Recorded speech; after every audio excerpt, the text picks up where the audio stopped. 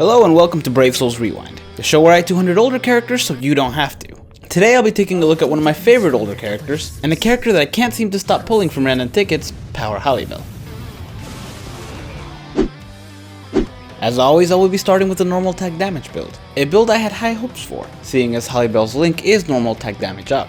And I was very quickly disappointed. Her attacks got an average speed and an average length, but the damage is just not there. Now sure, you can give her better accessories and better links, and boost her attack that way, but I'm gonna say that this build is just not worth it. I actually quickly realized the problem was the killer. Since Halibel has a captain killer, she can't really fight at her best unless she's fighting a captain. And although this affects all her playstyles, I feel it mostly cripples the normal attack damage build, since she does have Frenzy to make up for that fact.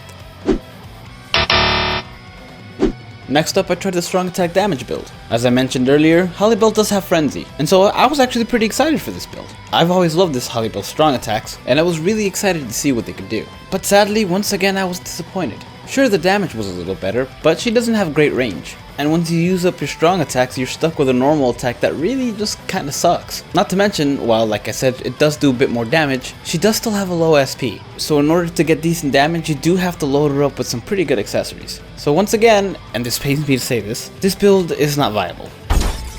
Did you hear that? That was my heart breaking.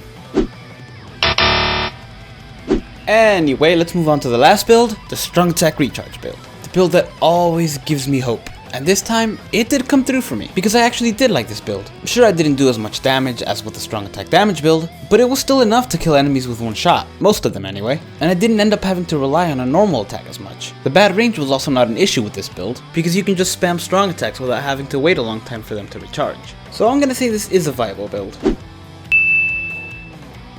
But really only if you have good red SP accessories, because that's really the only way you're gonna deal a significant amount of damage on anything that isn't a captain.